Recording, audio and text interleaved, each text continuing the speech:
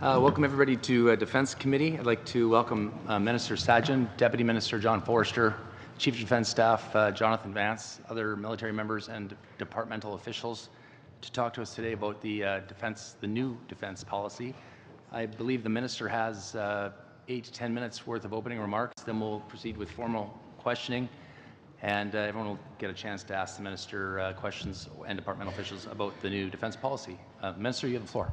Great. Thank you, Mr. Chair, for this opportunity to meet with you and committee members once again. It is my distinct pleasure to provide a brief overview of our new defence policy, strong, secure and engaged. The Government of Canada's commitment to keeping Canada strong at home, secure in North America and engaged in the world. But first, I'd like to thank the committee for its efforts to contribute and to support the development of our new defence policy. In particular, the information and recommendations in your fall 2016 report on Canada's participation in NORAD and the defence of North America were extremely helpful. I also want to thank you for your most recent report, Readiness of Canada's Naval Forces, which I look forward to reviewing and responding in due course.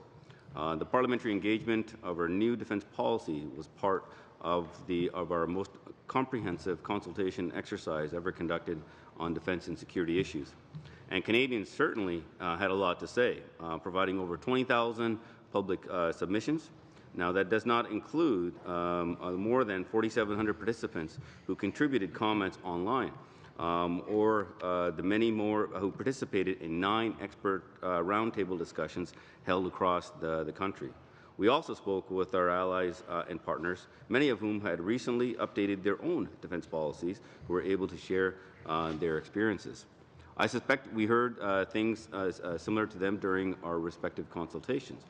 For one thing, we heard that the Canadian Armed Forces has long been underfunded and under-resourced. We expect our allies to have been told the same about their respective militaries. As you know from your work on this issue, the status quo spending on defence is insufficient to maintain the current capabilities. So, your observations regarding the global security environment and airspace threats to North America, the requirements to modernize NORAD to meet evolving threats, and the importance of strengthening the Royal Canadian Air Force were all very timely. Since I began as Minister of National Defence, I've been clear that my first priority is for our women and men in uniform. To deliver on the vision set out in Strong Security Engaged, we will grow the size of the regular force by 3,500 to 71,500 personnel, increase the reserve force by 1,500 to 30,000. We will also hire an additional 1,150 civilians in the Department of National Defence to support them. We are improving how we recruit and have put in place targeted initiatives to attract, enroll, and retain women and men who reflect the diversity of Canadians. The members of the Canadian Armed Forces are proud to serve their country, and we deploy them to difficult and dangerous environments. We have a duty of care to our women and men in uniform, and we are committed to improving the assistance, services, and care we provide them and their families as well for the duration of their careers as they transition to post-military life, and they deserve nothing less. Our new defence policy will keep Canada strong at home, secure in North America, and engaged in the world. So Strong at Home is about ensuring the safety and security of the Canadian people, and this is our top priority. The Canadian Armed Forces will monitor Canada's approaches and have high readiness assets available at all times to respond if potential threats are detected. We will detect, deter, and defend against threats to or attacks on Canada. The forces will also develop and maintain a robust capacity to respond concurrently to multiple domestic emergencies when called upon in support of civilian authorities. We will ensure our search and rescue crews, who assist more than thousands of people in distress every year, have the resources they require to help Canadians when called upon. Secure North America means we are active in modern continental defense partnership with the United States. The policy pledges us to work closely with our neighbor to modernize NORAD to meet the threats in an evolving security environment. Now, this includes continued cooperation on renewing the North Warning System, which we are already collaborating on with the U.S. on this. To further protect North America, the policy commits to expanded aerospace and maritime domain awareness and control, and to taking an all-perils approach to protecting against the full range of air and maritime threats.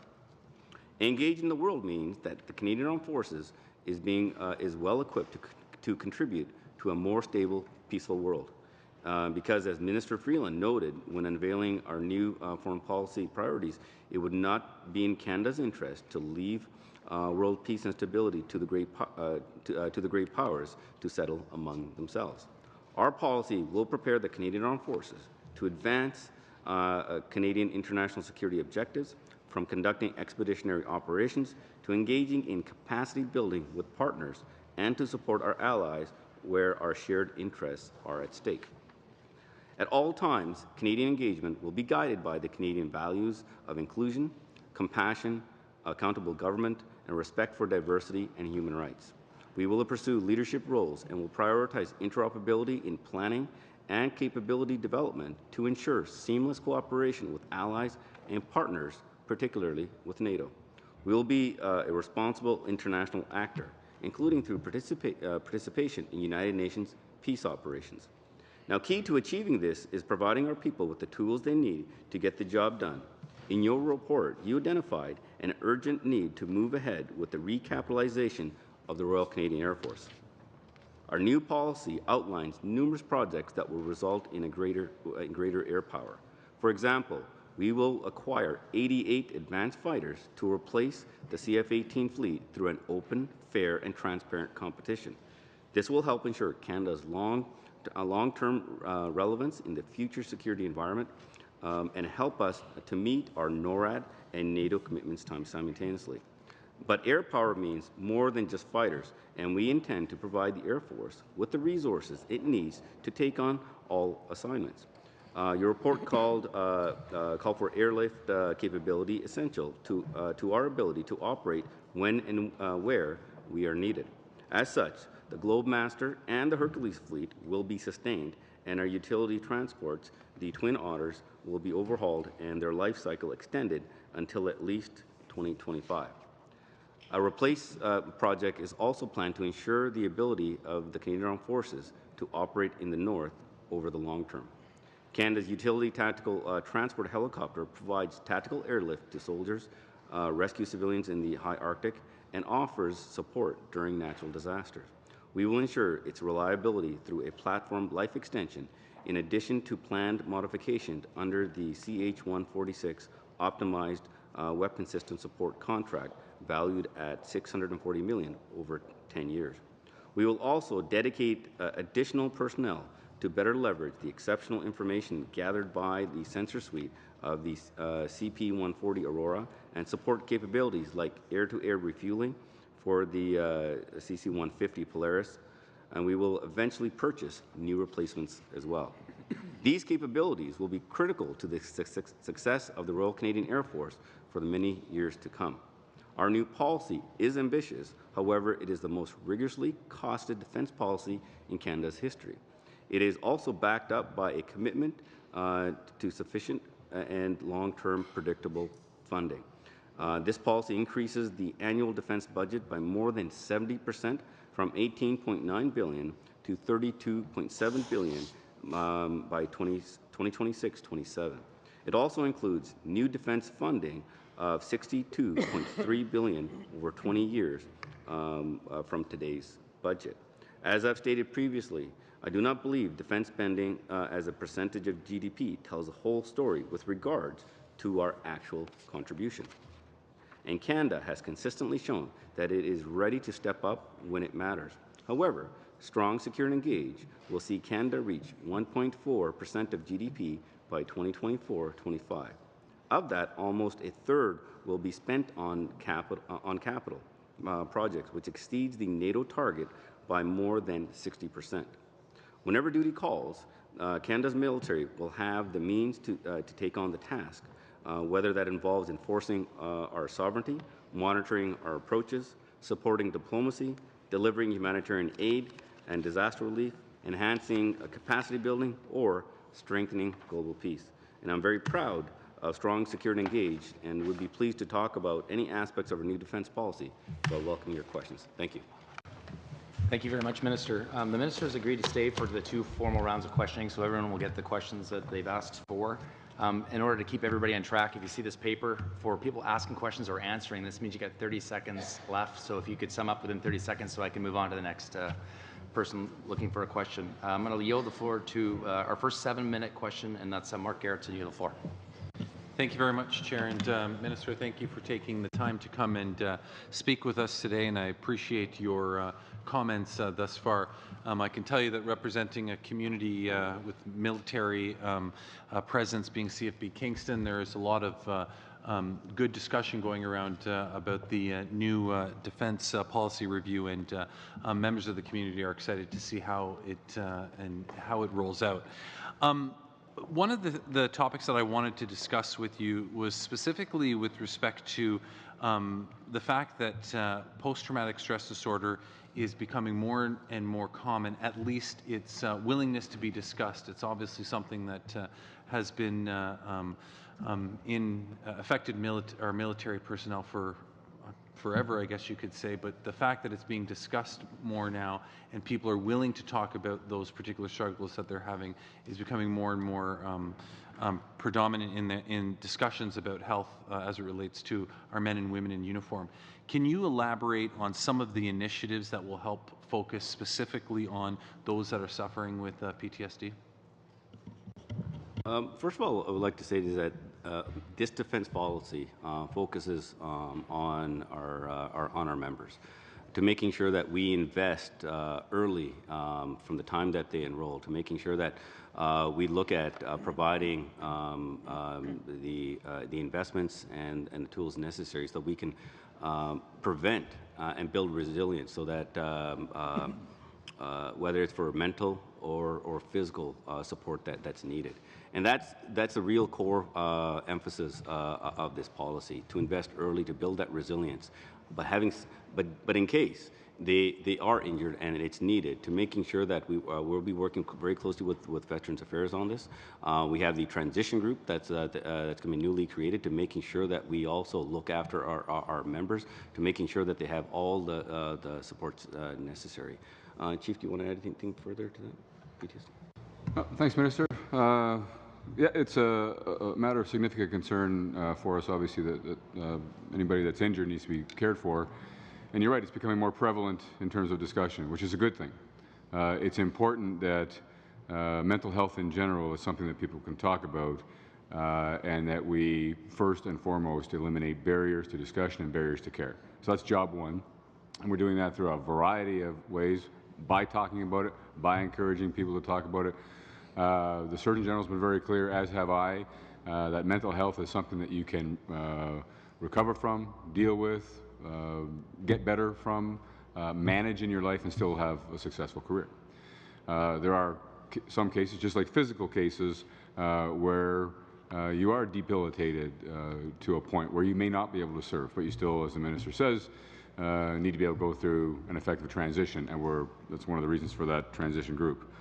I would also say, though, that we need more research, more science, far more work done on diagnosis, prevention, screening, so we can understand if someone arrives into the armed forces, do they have a lack of resilience that needs to be worked on? What do we do for resilience training? How does that actually work? All of that needs to be underpinned by science and evidence. And so we are working on that. Thank you, General. And to follow up on that, I think that one of the, and you've addressed very adequately how you're dealing with it. One of the things, I guess, that might be of concern to me is that despite the fact that there's a lot more discussion out there about PTSD, there still is inherent within military culture a certain amount of don't ask, don't tell kind of mentality of being worried about discussing things like this, and in particular, as it might relate to mental health.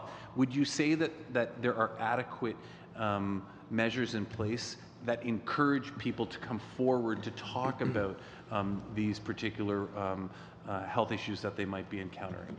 I think the short answer is yes. Your premise is one that I don't entirely agree with. I think it's prevalent within society not to be open about personal mental health challenges. In fact, I think what we're seeing in the armed forces is we're turning a corner where people ought to be, and if they're not, they're encouraged to be open and seek treatment, counseling, whatever it takes.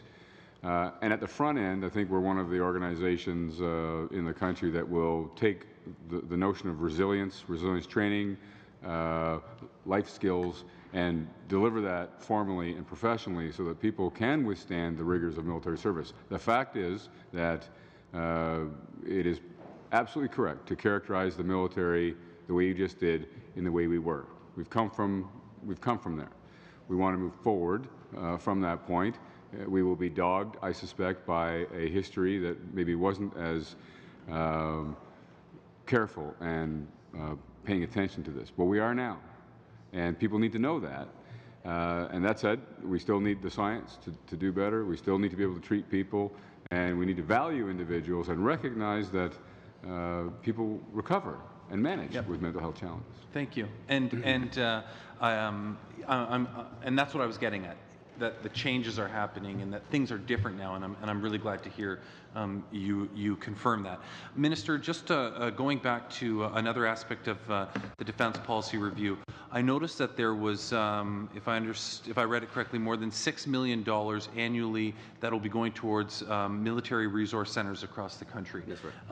Having seen the way that the Military Resource Center works at CFB Kingston, I mean, I can attest to the fact that these are great resources, in particular for families of men or women who have been deployed. And they, quite often I think we forget about the fact that the families are, going through a lot during those deployments of loved ones as well. Can you expand on, the approach that you're going to be taking towards these resource centers through this additional funding? In fact, actually, the defense policy focuses on its members and the family. We recognize that our family members serve alongside. The Family Resource Center play an absolute critical role in supporting our members, to making sure that not only when they're deployed, but also for regular force members who are continually being posted as well, to making sure that we can assist them with finding doctors, assist them with finding a job. These are the initiatives that we want to take place to make it easier. So at the end of the day, when a member knows that if their family is being looked after, they're going to be even more effective with the duties that they have been assigned to them. I turn the floor over to Mr. Bazan. My question is for the Minister. Sajjan, welcome to committee. I want to concentrate on the fighter jets that you've talked about in your comments as well as in the defense policy. On page 38, you talk about the interim fighter capability, but what's not talked about is Super Hornets. And at this committee on December 1st, 2016, as well as numerous times in question period, including February 23rd, you said that we're buying 18 new Super Hornets. Is that statement still true? In consultations with the U.S. government, we need to fill this interim this gap to making sure that we can meet our NORAD and NATO commitments simultaneously, and I've said this many times. Right. What the focus is it going to be Super Hornets? Yeah. So the focus is to making sure, as we at the same time look at replacing the entire fleet. That's one of the reasons why we are committing to buying 88. Fighters as well, so that in the future, so you're not going to get an argument from me about buying more planes as a replacement. I'm okay with that. I think most members of Parliament are. But are we buying Super Hornets as an interim capability? We are in the consultations with the U.S. government towards that goal. So are you aware, Minister, of the study that just was released by the Macdonald-Laurier Institute, the interim Super Hornet survey project, where 88% of defence experts across Canada believe that you should cancel your plan for an interim purchase of 18 Super Hornets? Now, I respect the findings of that group and people who have made that suggestion.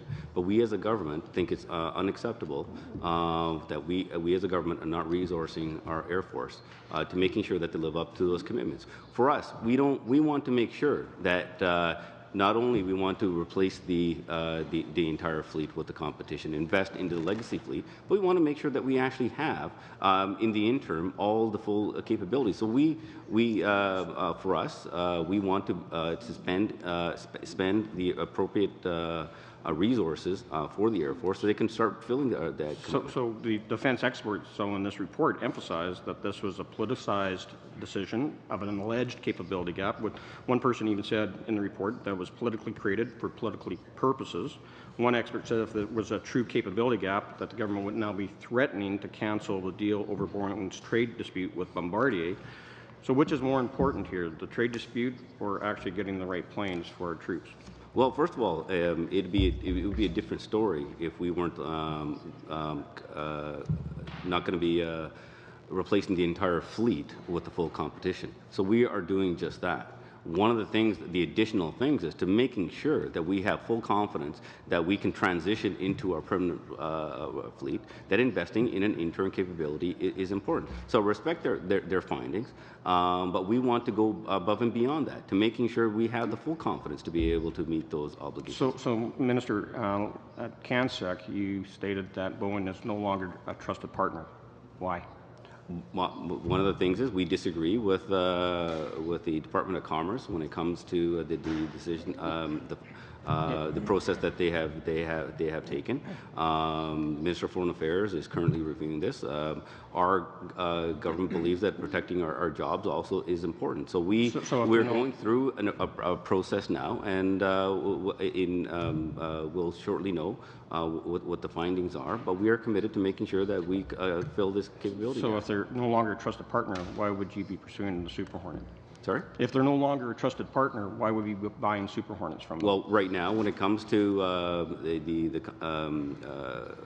to Boeing, we disagree with the approach that they've taken against Bombardier. Having said that, we're still continuing our discussions with the U.S. government to making sure that we fill this capability gap. So, the Prime Minister has stated on numerous occasions that the government is going to do evidence-based decision-making during the last election. Now, 13 former commanders of the Air Force have overwhelmingly said that the interim purchase is a bad idea. Defense experts, 88% of them have said that the interim purchase is a bad idea.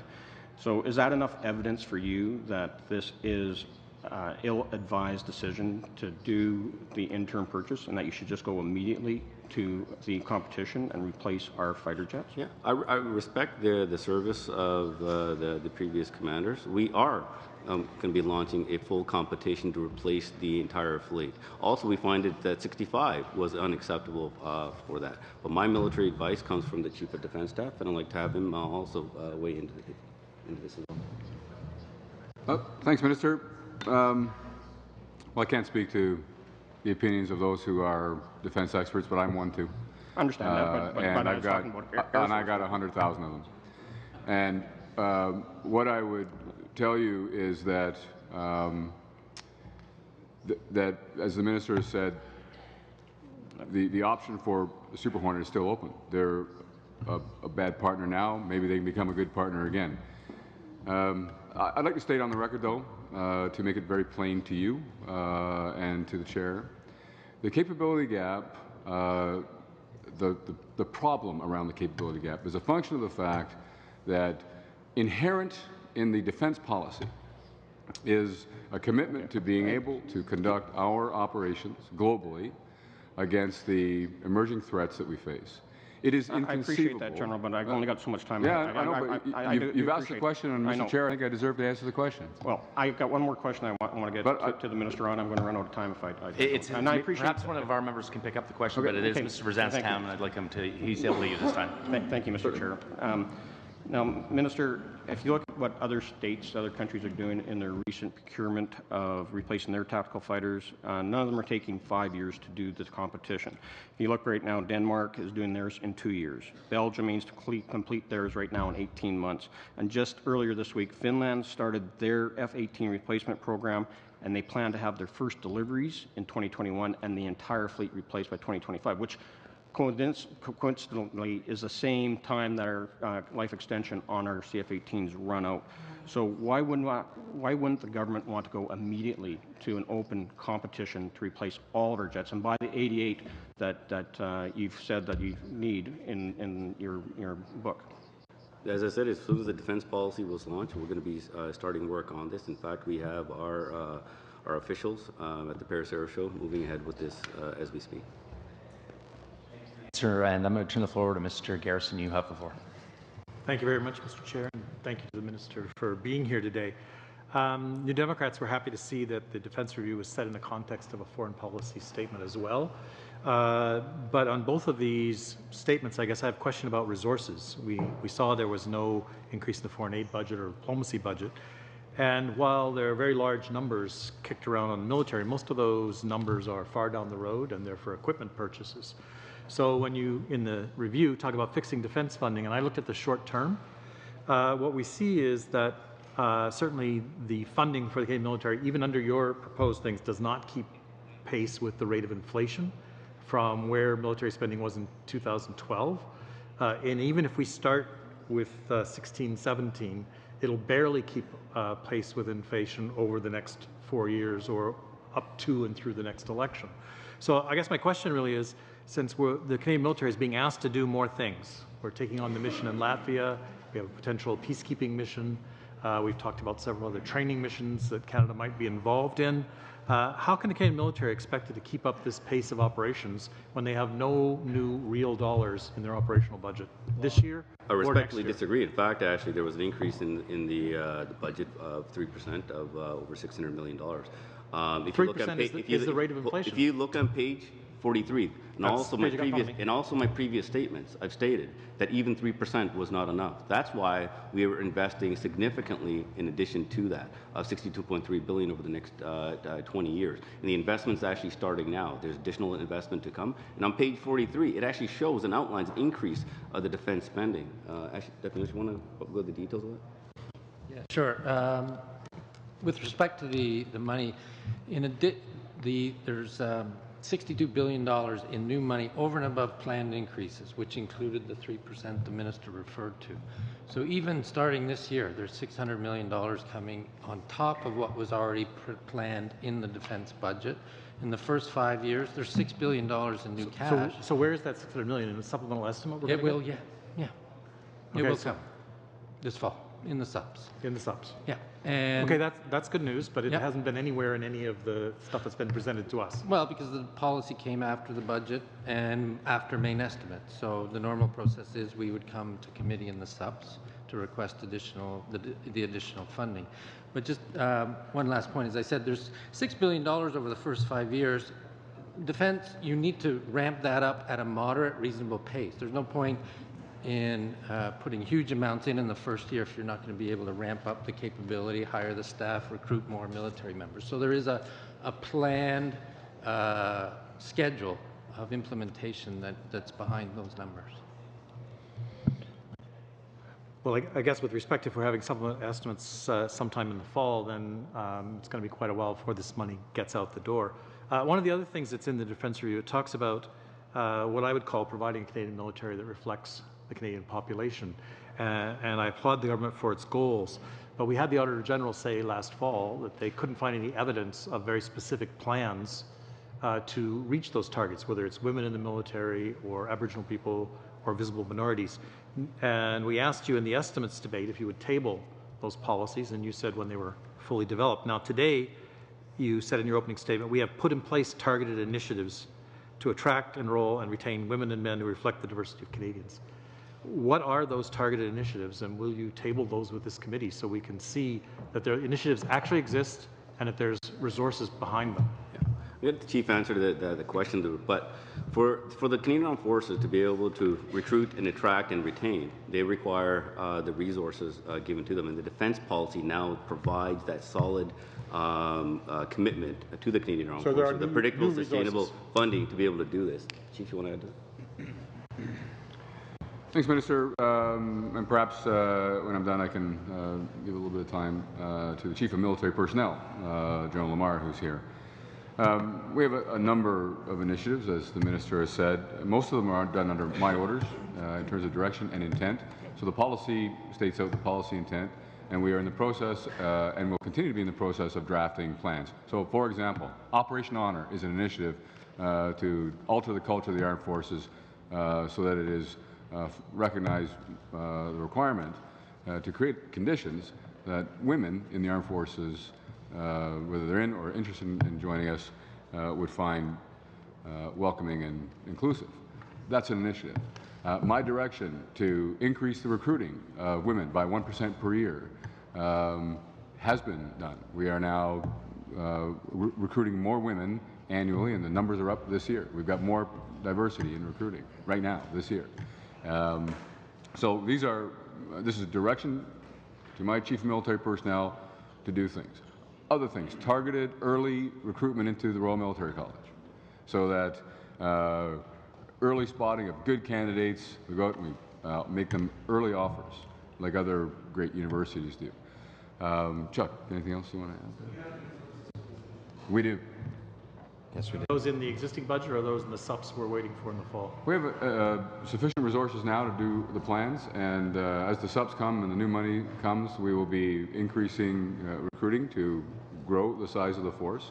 I can tell you I'm actually far more concerned and consumed right now with being able to spend the supply than I am with the supply. And so I am moving out hard to make certain that we can do that. Thanks very much. With the announcement of the policy, the CDS gave us clear direction, which we in turn within the military personnel recruiting group put out into a planning cycle. And what we have will be a very specific operation that will look to take the recruiting from where it is right now to bring it down to approximately 30 days from the time that an individual indicates their interest to them coming forward, so we can process them very quickly. That was in the policy, and we've got that mandate. And we also have, of course, the mandate to look for the specifics, the specific targeted populations that if you want you to do that. And I use the term to say we're looking to increase that diversity. So specifically, all the advertising campaigns, all the reaching out through social media, all making sure that we can reach out to the folks that might be interested will be geared towards the way that they communicate and the way that they're interested in being communicated to. And I think when we're looking at that, we'll have accelerated processes that can bring them in rapidly. We have 40 more case managers that are being hired in the next year to specifically handle the recruit files. At our leadership recruit school, which has to process and give them the basic training, we're increasing the amount of resources, the instructors, to make sure that we can actually do that throughput to meet the targets that we have in front of us.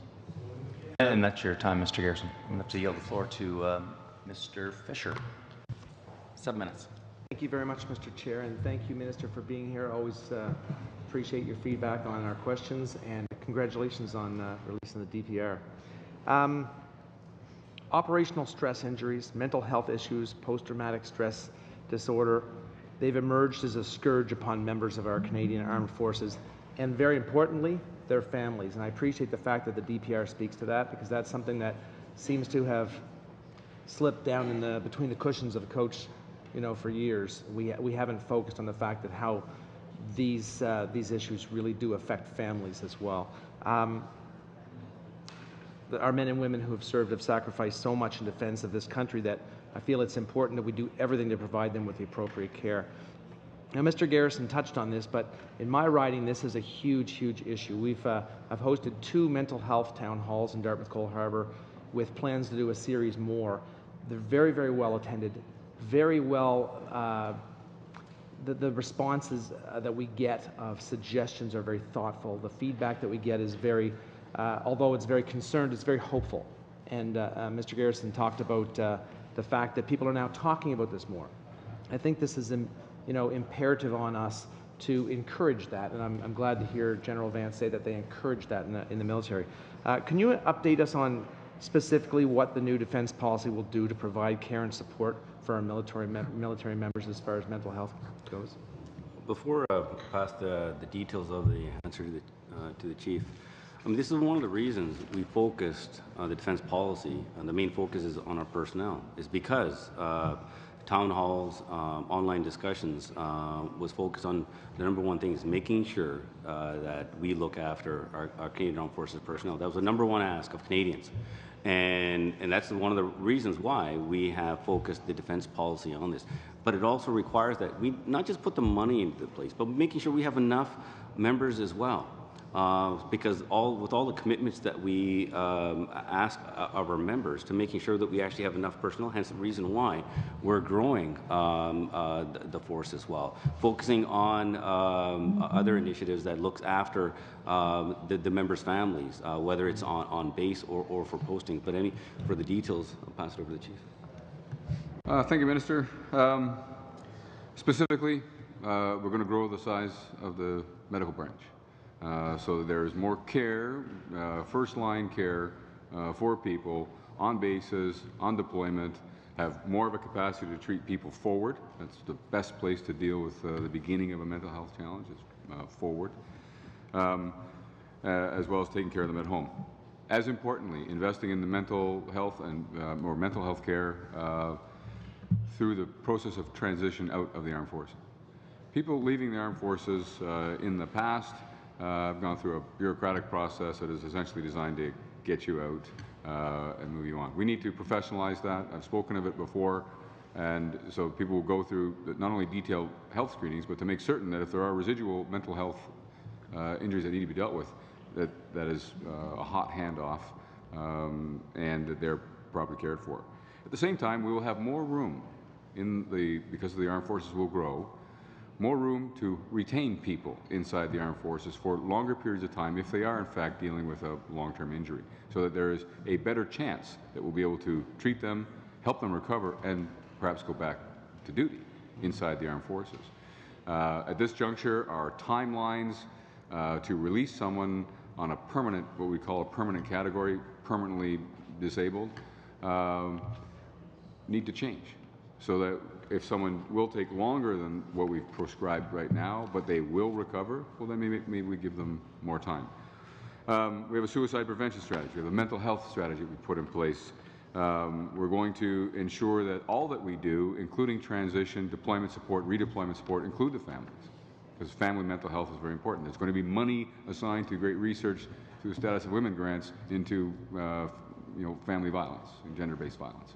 So all of this will combine with also a concerted effort to alter the structure of someone's career path so that it doesn't become an overriding concern to avoid seeking mental health treatment at the same time that you ought to be for fear of losing your job.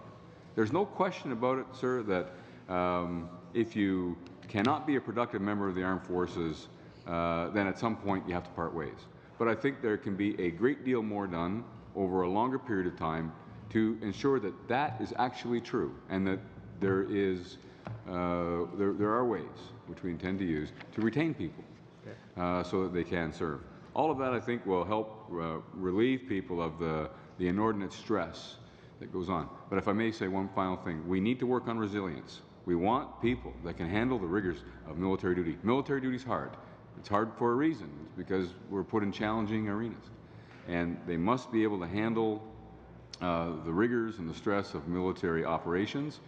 At the same time, we need to make military life and family life far more consistent, far more even, and quite frankly, recognize the fact that it's special. It's part of the service too, and we need to ensure that there's the correct compensation, benefits, family support services are in place that directly address the unique characteristics of military life. Thank you very much. A lot of constituents in Dartmouth Coal Harbour are in the shipbuilding industry. In fact, I'm proud to say that all of the metal, all the steel, is being cut in Dartmouth, and Nova Scotia has a rich heritage of shipbuilding. I'm pleased to see that we've committed to building all 15 of the surface combatants. I was a little shocked at the price tag, but I'm pleased to see that we've endorsed that commitment. I think that the investment is needed to address the long-standing capability gap. With the Department of National Defense taking over managing 80% of the defense procurement contracts, will the department be managing the ongoing procurement of these ships? Will we see any differences? Will we see improvements? to the way we traditionally see procurement, because we've seen with past governments included a real issue with procurement? First of all, for overall procurement, Let's go to the next person to keep everybody the time, so hold that answer. If we have time, we'll circle back. I'm going to yield the floor to Mr. Spegman. You have 5 minutes. Thank you very much, Mr. Chair. Minister, it's great to have you here. Thank you to you and your team of senior officials, both civilian and military, and thank you all for your service to our nation.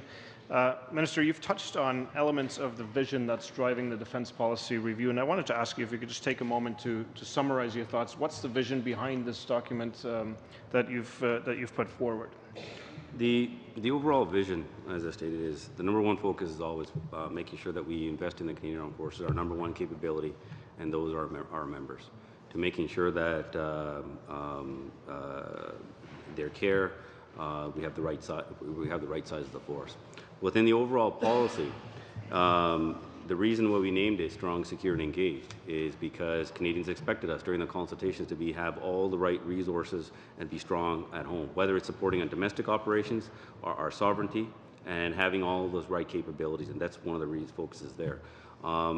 The other portion is that to be secure in North America with our number one partner, the ally, the U.S., and hence one of the reasons why we're going to be starting discussions with the United States on NORAD modernization and the North Warning System, to making sure that we're looking at all perils of threat, making sure that we modernize our force to keep in line and build a proper assistance system that's going to be needed. And finally, the engagement in the world. We do need to do our part. Multilateral is important, but to do that, we need to make sure that we have the right size of the force, hence the reason why we're growing, sustain the level of operations that are our government or any future governments ask of the Canadian Armed Forces, but more importantly, to making sure that we have the modern equipment to be able to do it. So we have a modern Navy, having the modern Air Force as well, but also more importantly, our boots on the ground with our Army, to be able to making sure that we have enough of them and the right capabilities to be able to carry out the engagement in the world. Thank you for that. Minister, the document also makes reference to, I think the terminology is the global context, the changes that are currently going on. Not to be overly simplistic, but it's a messy world out there and it's becoming messier in some respects. Could you just summarize for the committee what that context looks like and what challenges it imposes?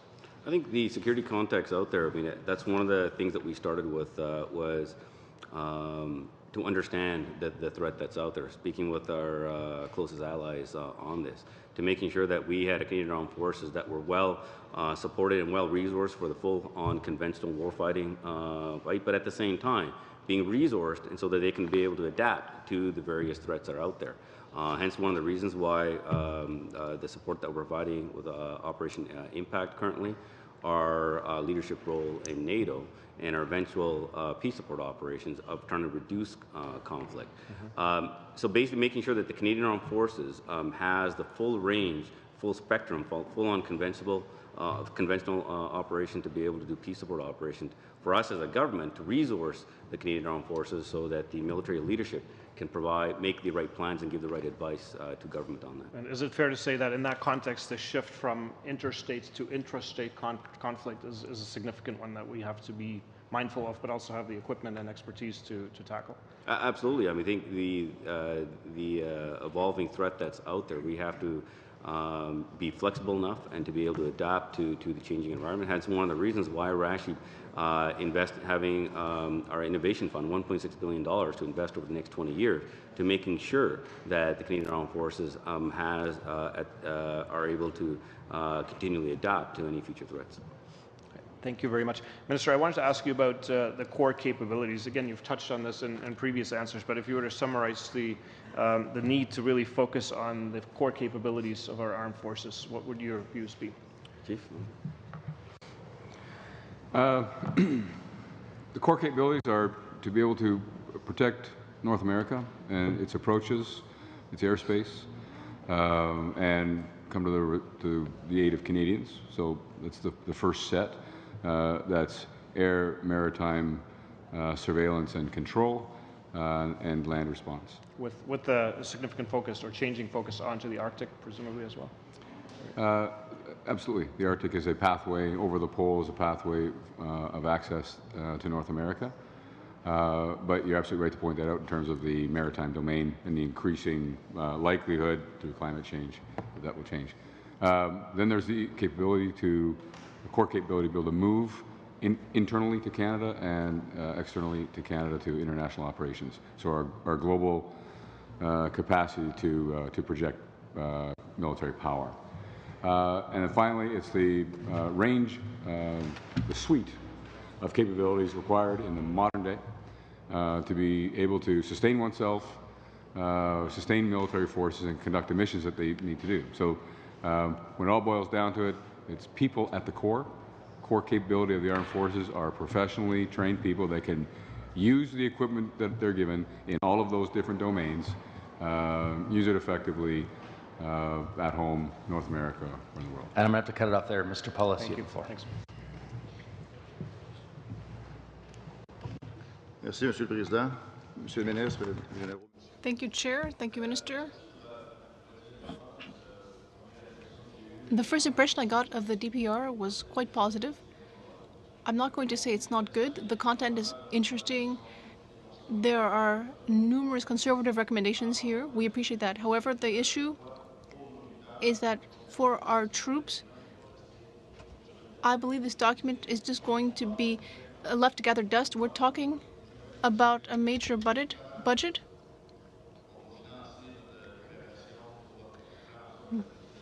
But how are we going to fund this operation to ensure that this is actually realized?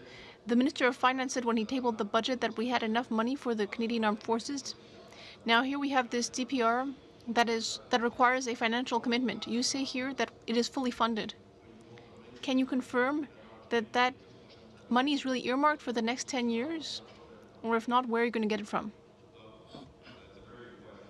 Thing that when we started the consultations and the defense policy review last year, we wanted to make sure that when we complete the defense policy that we're going to give Canadians and the Canadian Armed Forces the confidence that this is a defense policy that they can count on. And the only way to do that is to making sure that it's fully funded. But to get fully funded, we had to go through a very rigorous costing process that the Deputy Minister talked about.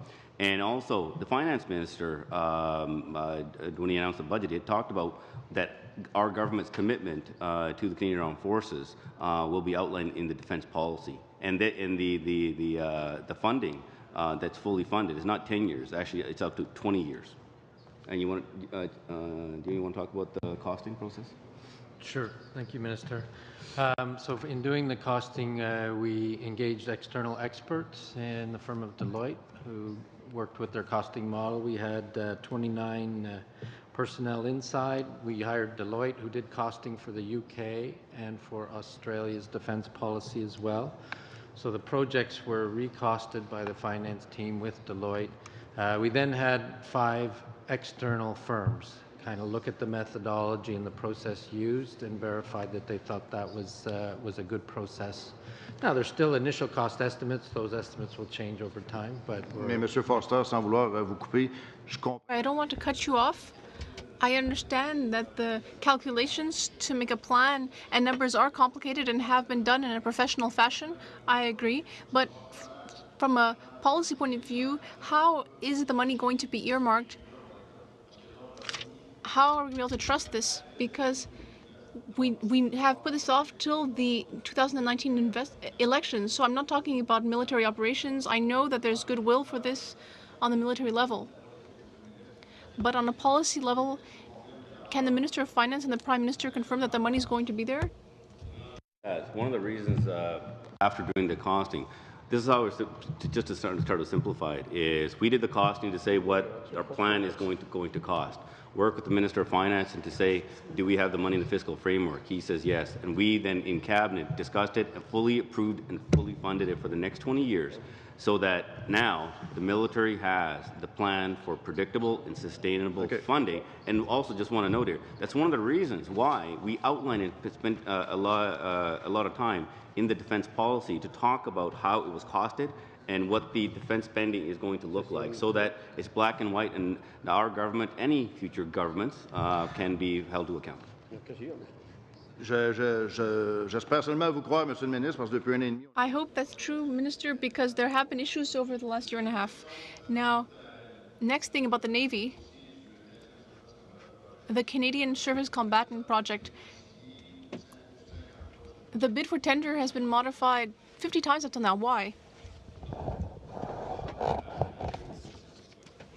Sure. I think with the Canadian Surface Combatants, we did actually go through extremely rigorous costing for it and make it very clear how much this is going to cost, $56 to $60 billion, to making sure now that we take into account the full costing of this. Now it's up to us to making sure that we go through that process. But this is what it does. It gives confidence now to the industry at the same time that this is going to be fully funded. Pat, you want to add to that? Merci beaucoup pour la question, Monsieur Paulus. Do that in 10 seconds or less, I would appreciate it. En fin de compte, c'est de répondre aux commentaires. Thank you very much. Now I'd like to respond to these questions. For those who respond to the call for tender, we responded to the questions and the modifications would intervene because of that. The next question is going to be from Mr. Robillard. I know that French translation on this end is not awesome. I can barely hear it. I'm not sure how it is down there. On this end. Okay. Can we, are we having someone looking into that? Because I can barely understand what's happening.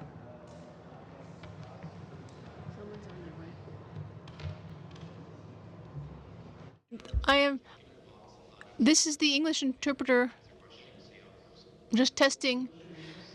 Merci d'être ici avec votre équipe. Thank you for being here with your team. Is this working? Let's talk about our reservists. Minister, like elsewhere in the country, Laval had major flooding this spring.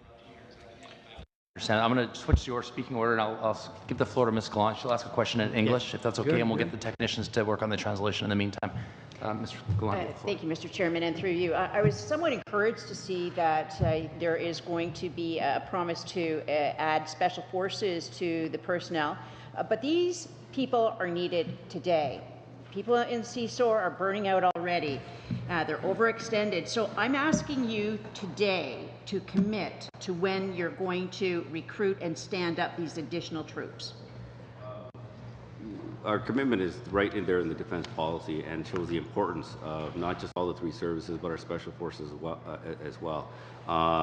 The assessment that was needed and the advice that was given of what we needed to provide for our special forces, hence the reason why we have made that commitment. So the work starts now, and the implementation will come to the Chief of Defense Staff to be able to do so. So before you interrupt there, we as a government are committing to making sure that we have all the right resources. Now the Chief of Defense Staff and his team will be actually implementing that plan. Chief, want to add to that? Yeah, ma'am, we're growing now. The CANSOF will grow by 600. Pardon me, I know we're on short time. It's not a plan, it's not a policy if the accompanying money isn't in the budget. So when are they going to stand up realistically? Ma'am, okay. I have room to hire and pay 68,000 people. I have 66,000. I can buy 2,000 as quickly as I can.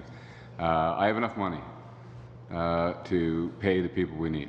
CSOR is not burning out. CSOR is doing just fine. And I know they're in your riding, but they're my forces. They're not burning out. In fact, they're looking for jobs. They're looking for deployments. And I'm very proud of the fact that they are. And so the increase to CANSOF across the board to take them 600 plus will include investments in CSOR, but in the other capabilities in CANSOF as well. Okay, and they're starting training when? I beg your pardon, ma'am? They're starting training when? Well, the interesting thing, and where maybe your premise is a little bit off, we draw into CSOR from existing armed forces. There's nothing stopping us from growing, save for the fact that they've got to make it through the training and their selection. And that command is growing at the rate that we can grow them, given the material, the people inside the armed forces they can grow with. Okay, they don't join from the street into CSOR. Yeah, so I'm we're aware doing fine. Of that. Thank you, General. And so even with the $8.5 billion removed from the budget, I'm pleased to know that somehow you're going to start giving the additional training so they can join CSOR. But now I'm also a bit pleased to see that there is an intention to stand up a cyber unit.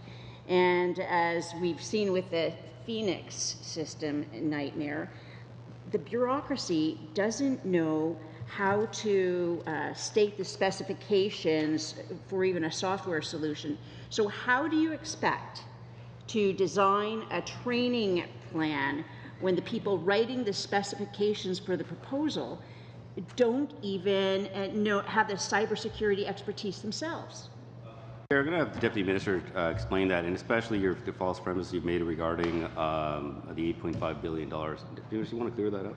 And the 8.5? And the yeah, the 8.5 was not a cut to the defense budget. We had to clean up the balance sheet before we brought in the policy and the new money. We were simply moving money to when projects like fixed wing SAR will arrive. Because of accrual accounting, we've got to put the money with when the equipment becomes into use. So that on that point. On your other question on IT procurement skills, as you saw today tabled in the national security legislation, CSE will be assisting the CAF. Between the armed forces and the communication security establishment, I can tell you there are computer skills second to none anywhere in this country. And in terms of cyber and what both those organizations can deliver is exceptional. And I have no concerns whatsoever on their capability to develop cyber defense and proactive cyber operations that are world-class. Okay, so we're going to have to wait till another government comes into place for when the delivery on the equipment comes. But why not utilize the people who have the warrior mindset, and in some instances, the security clearances, who are almost medically releasing, but who could be trained with this added expertise. And so you don't have to release them to the civil society where they have no chance of an immediate job. And for this cyber unit, you don't necessarily have to deploy to a theater of war. They can be utilized right here in Canada. Madam Glant, before the Chief can answer that question in detail, there, but your previous, you can't just make a statement all of a sudden and just make so that everybody thinks it's real. You got to look at it. The cuts that were also done in the past. I've been very kind of nonpartisan about this in terms of successive governments, but these are the cuts that we're having to deal with, making sure that with the hollowed out force that this defense policy is now actually dealing with. We didn't have the number of people to be able to deal with this. So these are some of the things that, before making false statements like this, to making sure that you actually to look at what we're actually trying to achieve. Now, this money is actually going to fill the hole of the deficit reduction action plan, the review that was done that cut $2 billion from the budget, and that's one of the reasons why we're having to invest now to fill this hole and to be able to now deal with what type of investment we're going to be doing into the future. I'm gonna have to hold it there. We went a little bit over. We're still working on the translation problem. I'm going to give the floor to Ms. Ellslev and then back to you, Mr. Robier, when we finish the translation issue we're having. Ms. Ellslev. Thank you.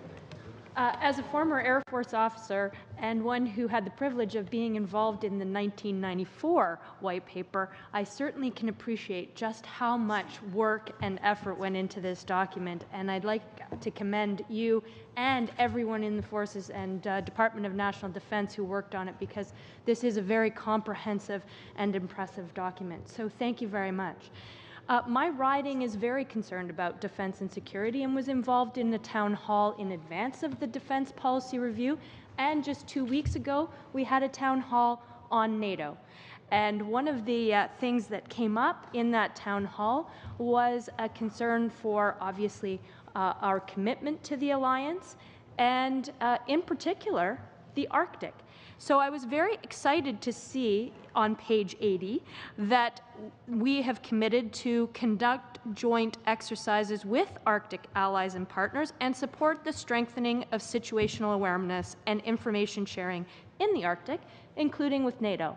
And so I wondered, Minister, if you could expand on that, particularly in light of the fact that we will have our NATO parliamentarians and senator allies coming to Canada to study our Arctic in September. So could you tell us what this means in a little more detail, and also share with us why it's important to Canada and why it's important to NATO as one of the 5 Arctic NATO members? First of all, I'll explain the outlines in terms of our government's support for multilateralism, especially NATO. I was very proud, actually, just returned from Latvia. Actually, Chief and I both returned from Latvia just yesterday, where we attended our Enhanced Forward Battle Group initial operational capability parade that took place. It was a clear demonstration by Canada and alongside with the NATO Secretary General and the Latvian President and Defense Minister to be able to show visually what does it mean when NATO nations come together and making a decision, showing interoperability.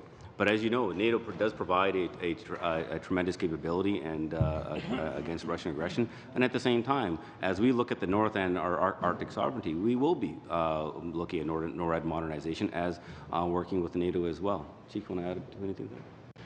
Thank you, Minister.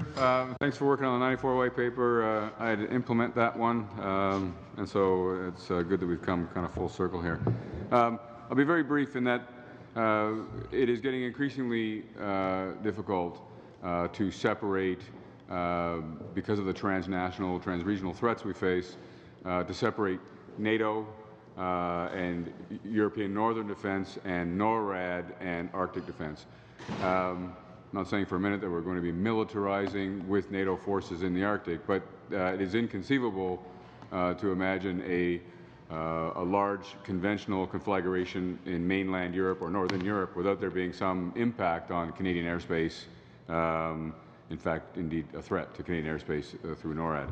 So all of that planning in terms of NORAD modernization and where we will take North American defense and how that sits and nests with our other alliance obligations to NATO is all part of what this policy asks us to do.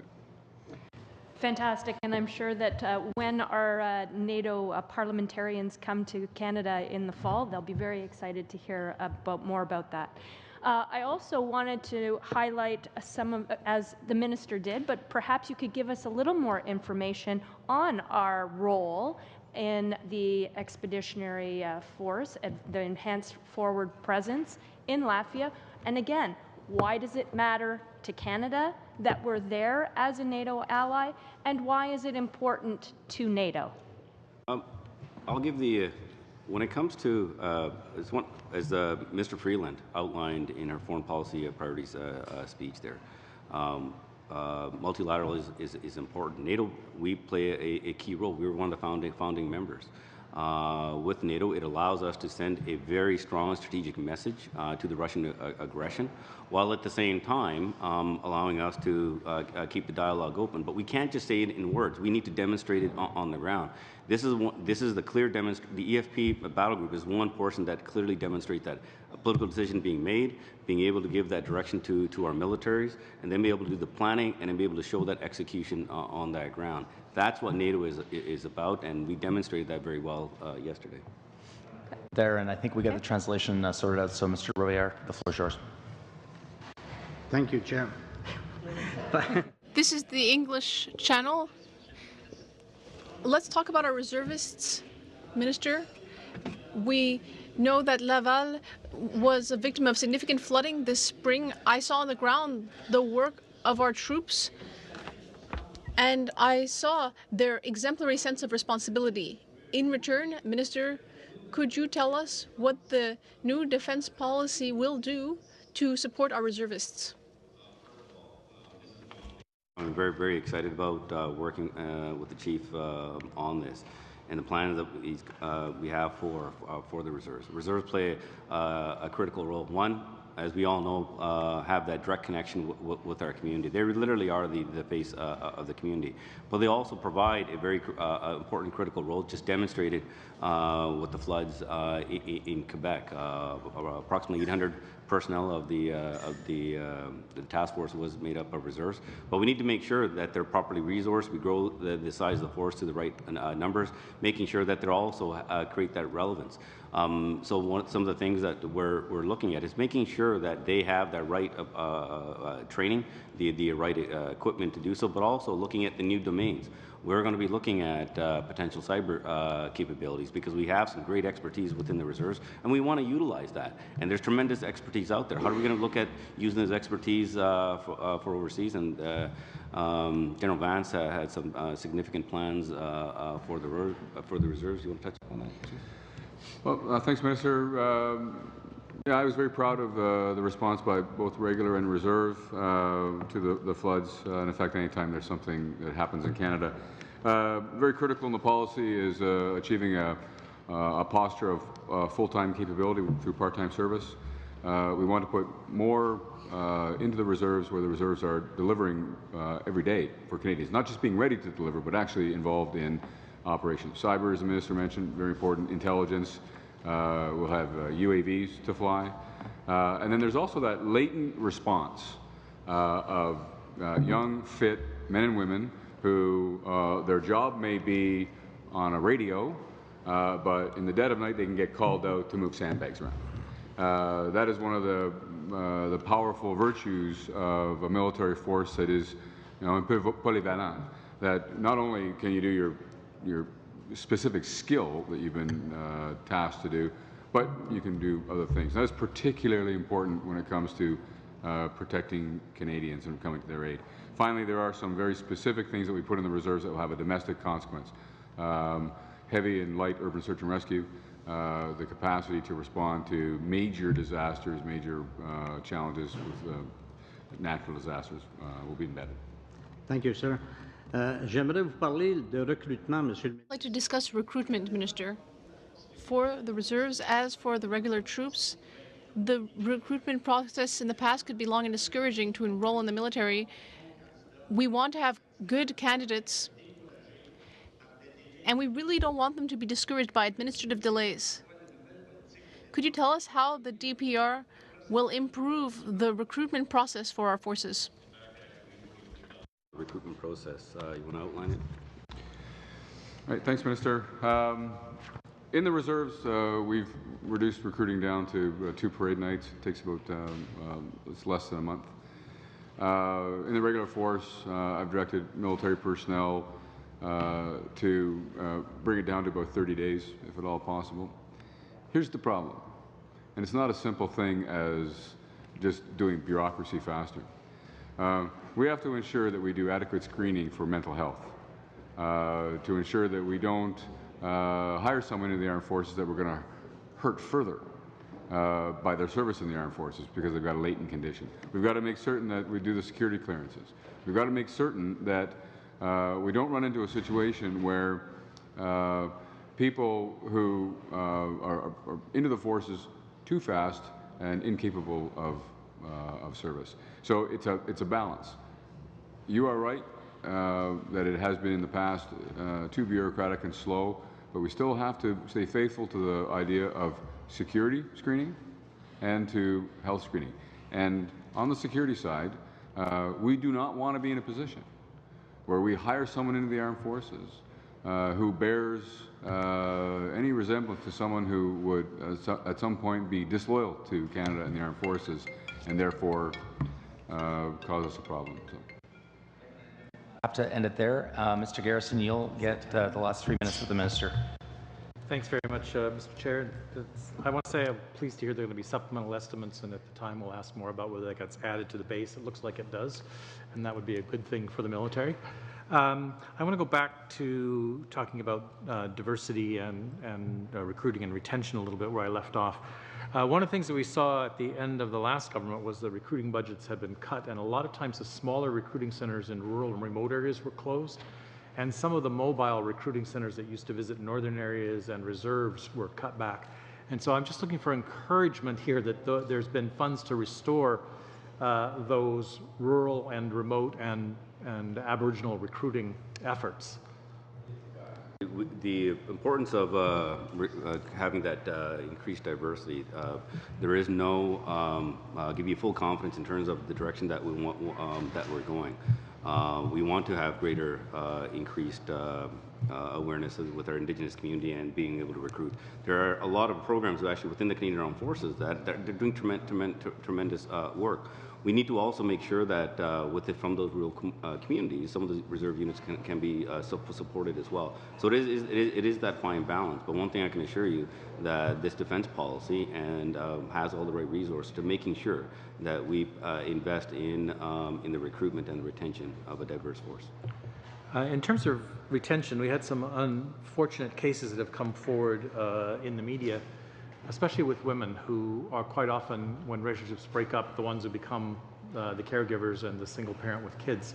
And so I want to ask whether the Canadian Forces are actively working on plans and proposals to support single parents so they can stay in the military and we don't lose their skills and experience, their dedication. No, we heard during the consultations, we heard a lot of the various challenges, and one of the reasons why some of these policies have been put into place. One of the reasons why we were investing in the MFRC is making sure they have the right daycare support.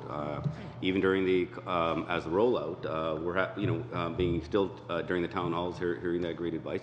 We're able to feed in what we're hearing to be able to pass it on to the military chain of command. The Chief of Defence Staff and his leadership are also going out. And then we are doing everything in our power to making sure that we look after our men and women, to make it the Canadian Armed Forces more attractive for single moms. Any particular you want to add to that? I won't comment on the case specifically. Again, with everything, there is balance. Absolutely, we want to have and celebrate anybody, whatever type of family you have, whatever way your family happens to be rolling at the time. We want you to be able to serve in the armed forces and serve with distinction. But it is service before self. We have an ethos that ultimately you are to serve. And so there are challenges, and thousands of single parents in the armed forces deal with the challenge of having to do the military job and also perform the responsible role as a parent. And like any job, you have a parental responsibility as well. That said, the unique demands of military service that take you away places more emphasis on the need to be set as a family, whatever construct the family has, for those absences. And we'll do everything that we can, short of becoming the parent, to support people as they do that. But your point, though, speaks to something that's kind of near and dear to my heart, and that is to make certain that we look at people in a longer view. That someone may have a problem now, but it might take a number of years to fix, but a number of years hence, they still want it to join, they still want to serve, and we've got to see the latent and potential value over a longer horizon with people, and we're going to put that and enshrine that into our policies. Thank you. Thank you. I'm going to have to stop it there, and I want to thank the Minister for coming today to discuss the defense policy, the new defense policy. I'm going to suspend the meeting for just a couple minutes to allow the Minister to depart, and then we'll resume with the officials.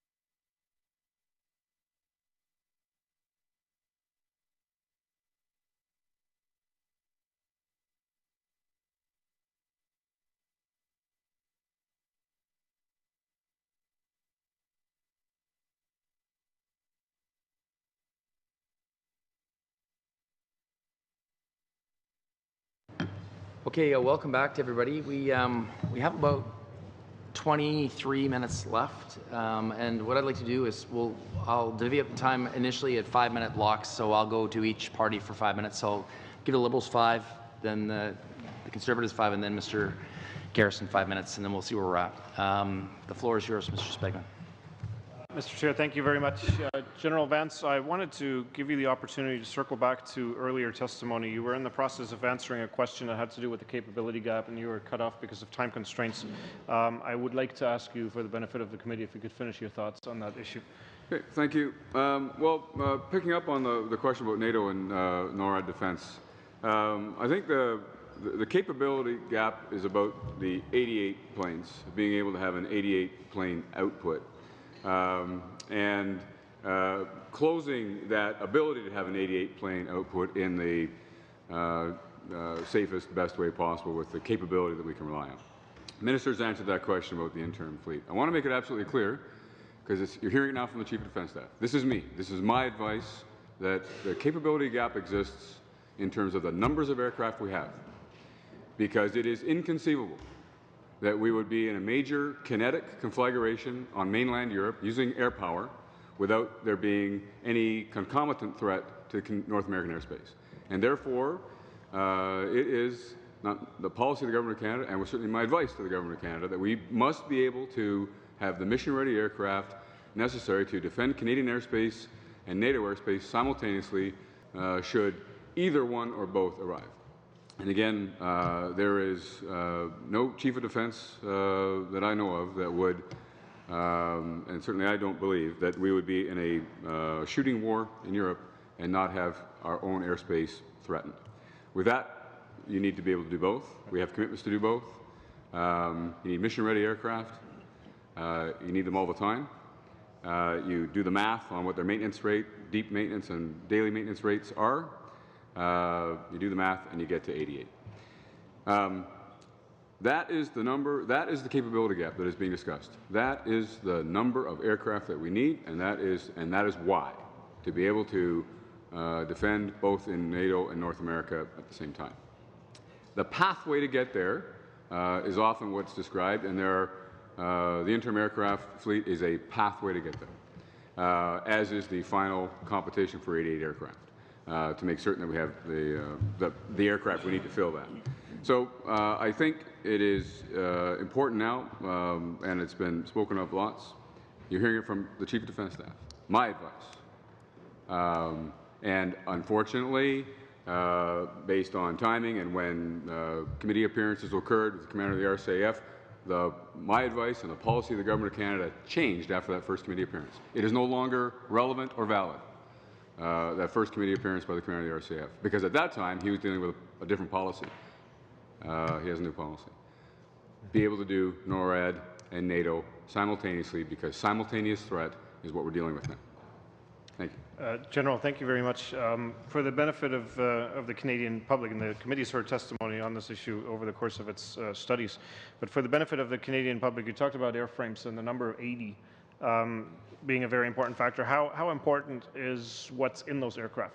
The weapon systems, the software, the interoperability with other fighter fleets and air fleets?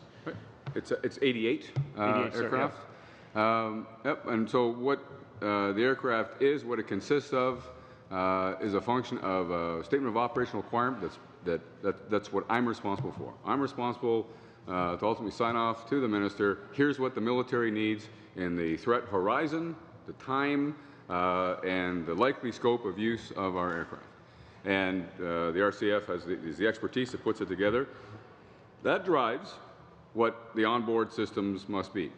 There are onboard systems that must be able to allow the aircraft to fly in peaceful airspace, the avionics and so on, to be able to fly modern aircraft in Canadian airspace and allied airspace.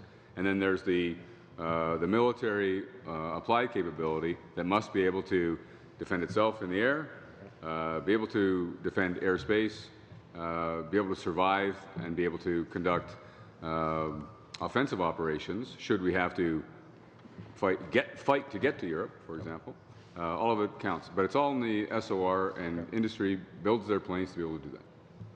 That's very helpful, Mr. Chair. That's my question. Thank you. Mr. Bazzani, the floor for 5 minutes. Thank you, Mr. Chair. And I'll just make one statement, then I'm going to turn it over to Pierre Paulos. With all due respect, General, your former, or the predecessor, the former Chief of Defence Staff, Tom Lawson, General Lawson, just said a couple weeks ago that there is no capability gap. 13 former commanders of the Royal Canadian Air Force have said that there is no capability gap. Now, if the threat levels increased and we need more planes, then just buy the planes. But the idea that we need an interim solution is actually going to compromise capability, compromise resources, and the ability to have enough pilots. So I just have to put that on the record because there's been enough experts who actually flew CF-18s that have said completely the opposite of what you just stated. Yeah, the capability gap that I'm describing is the need to have 88 airplanes. So I think you've agreed. It is the ability to do simultaneous operations in NATO and NORAD. And none of those former people or Tom Lawson were commenting on that. And in fact, when they were in the forces, they didn't have that policy. In fact, the policy of the government of the day was not to be able to do them both simultaneously. What is very important to understand in this policy is that for the first time in my life in the forces, that there is a concurrency of operations model. There is, you must be able to do the following simultaneously. It's never been done before. It has a dramatic and important impact on our ability to develop our force structure. So as long as we're clear, it's about a policy change rather than actual operations that were employed before.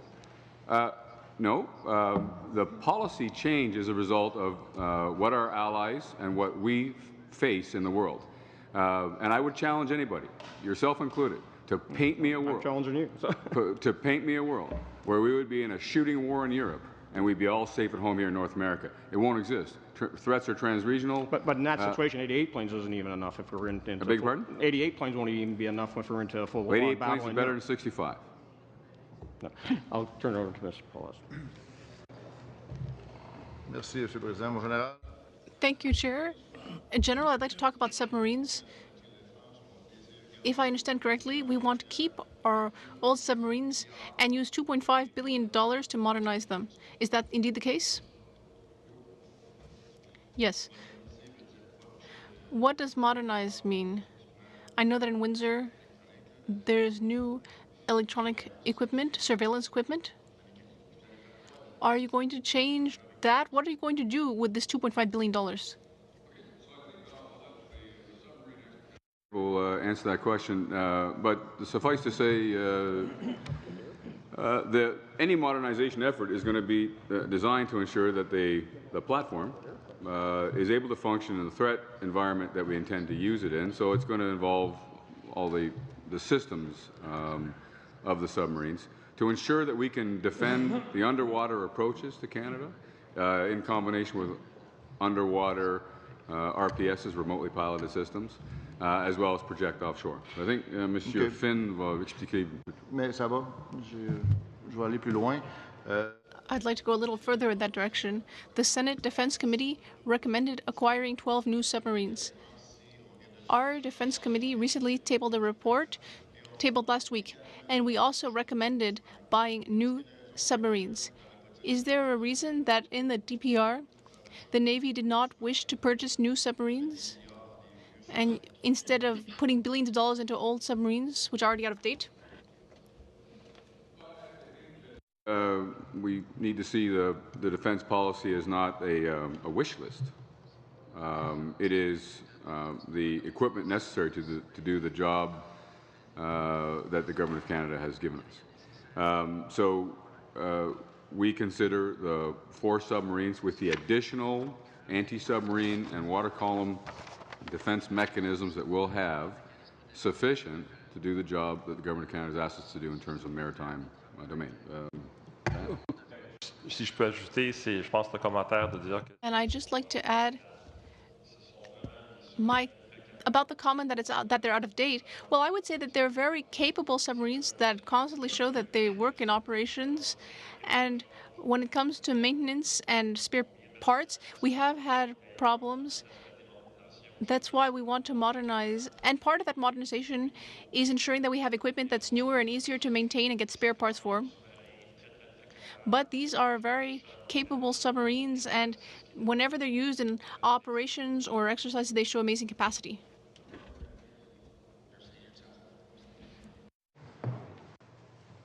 Thank you very much, Mr. Chair.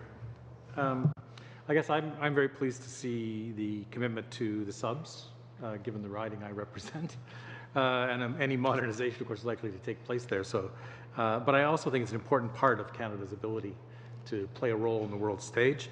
And I'm also very glad to see the commitment to the shipbuilding strategy. So I have a question.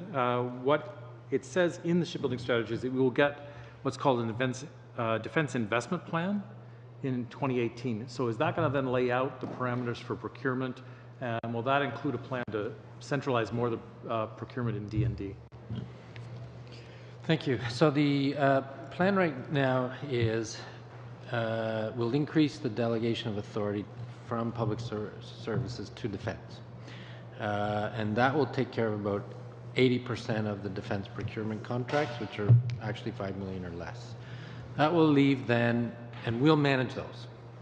That will leave public services with us and the industry department to manage the large or high risk, more challenging procurements, jets, ships. So they will continue to lead on the procurement of the ships, but we will be taking 80% of the contracts ourselves for those. So, sorry, there was another part of your question. Well, let me just go on. Also, you talk about an increase in 1,150 defense. Oh, sorry, the investment plan. Just, the investment plan. 2 seconds on.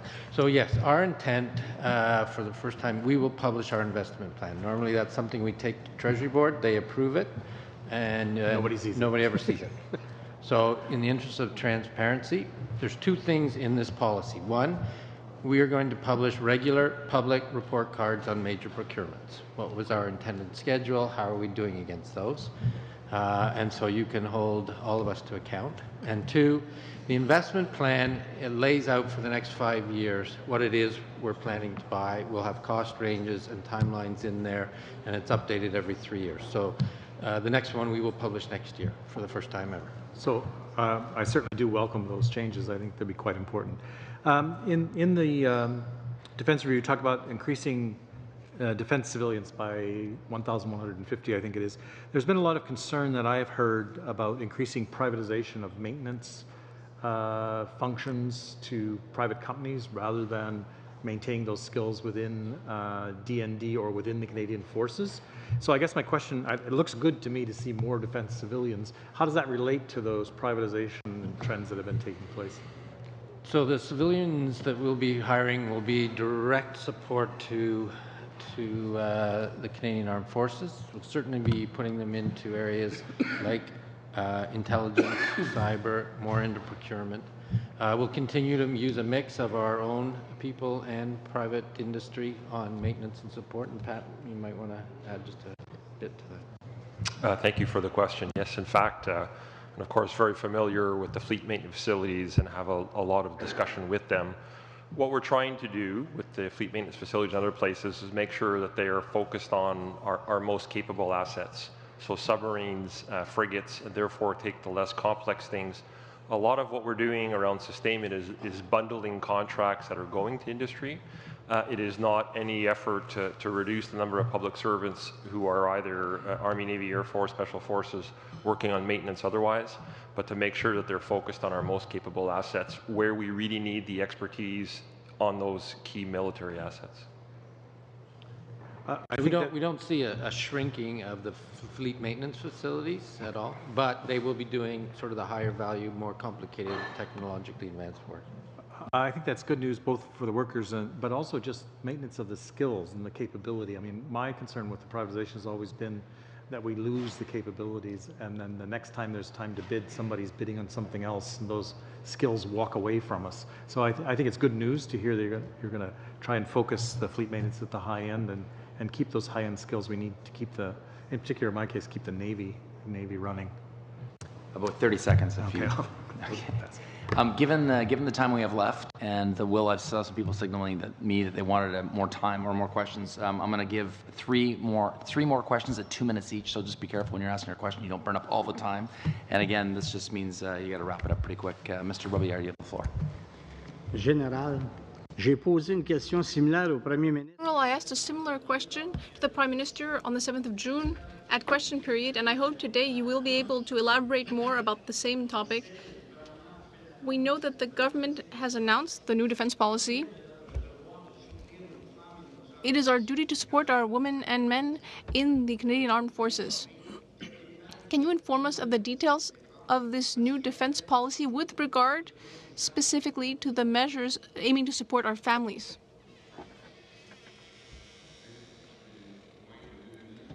Less than 2 minutes.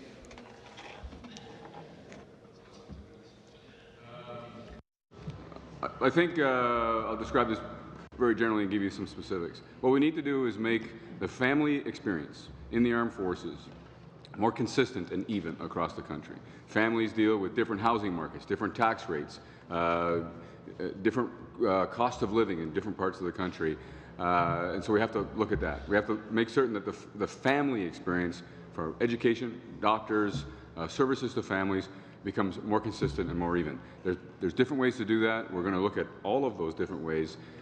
Some can be done by compensation, others can be done by doing more things inside the armed forces, empowering the MFRCs, or increasing the capacity of the MFRCs to provide more frontline services to families so that the family's experience is better. We're going to invest in the MFRCs. That's in the policy, it's directly in the policy. We're going to invest in military families in a variety of ways, not least of which will be to reduce harm. And I believe that overall the career path in the armed forces that will be somewhat more individualized and account for the various changes that occur in one's life over long service. I'd like us to be a bit more thoughtful and humane about how we deal with people and families, and I think that will help. Thank you very much. Awesome. Ms. Gallant, 2 minutes. Through you.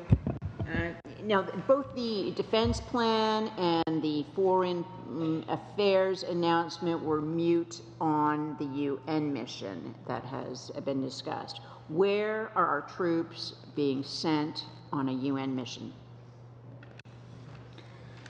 The government has not decided yet where the troops will be sent. We have troops on a UN mission right now. I think we've got to remember that there's over 1,000 troops deployed right now.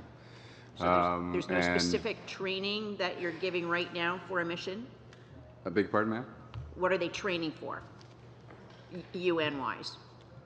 I haven't got troops specifically training for any particular mission. We're doing general training across the board. In anticipation of government decision-making around a decision, there's no question that we're doing everything we can to be prudent about being ready. But there is no mission assigned to the Canadian Forces. So Canadians remember the politically motivated decision by Chrétien in 1993 to interfere with the military procurement, which ended up on the backs of soldiers when he canceled the EH-101 helicopter contract, a decision that, Mr. Vance, you know very well, cost lives in Afghanistan. And any hole that the minister referred to was left over from that decade of darkness that we just hadn't had a chance to completely fill. So keeping in mind and the fact that history is exactly repeating itself with the F-35 or the fighter jet procurement interference, what good is it if we have a plan for 88 or whatever number of jets that relies on a future government 10, 20, and even 50 years from now, when we see what already happened, the cheap point scoring for it with the helicopter contract? Really, when are these going to materialize? They do count on a new government to come in to fulfill this plan. That's going to have to leave it at an opinion because they're not going to have time to answer that. I'm sorry. I'm going to give the floor to... and I had a really good answer. Maybe Mr. Garrison can pick up on it. It's his time. You have the floor for the remainder 2 minutes. Thanks very much. One of the things I was disappointed not to see in the Defence Review was any mention of the unique ability of the Canadian Armed Forces to function in the two official languages. And it's one of the things that I know from my own work abroad. It's been one of the strong capabilities of Canada, one of the reasons why we're sometimes called upon. And I don't have the minister and probably should have asked him this, but I guess what I'm looking for is a commitment that we will continue having that as a focus of the Canadian Armed Forces, to have units that can operate in both languages, some which will operate in either language. And do we still have that very strong commitment here in the Defence Review? Because it wasn't mentioned. Right. I think perhaps one of the reasons why it wasn't mentioned, I mean, there was the opening of the Collège Militaire Royal de Saint-Jean is in there. That is an important avenue to ensure that officer production accounts for la dynamique francophone. But we also are governed appropriately and thankfully by the laws of Canada. And we continue to follow the law of Canada as it relates to our institution. We try all the time, every day, to respond appropriately to any challenges that we against us in terms of our official languages policy. And we seek every day to ensure that people can be and will be trained in both official languages. You cannot reach certain rank levels in the armed forces without becoming functionally bilingual, and on it goes. So there is no backing away whatsoever. And in fact, I think the signal sent by opening Collège Militaire Royal de Saint-Jean is a positive signal that says, hey, this is important. Pretend it's somebody else's when it happens. I got Muzak in my ear here. Oh, is it? Okay. My apologies. Okay. That drums us out, actually, as the last question.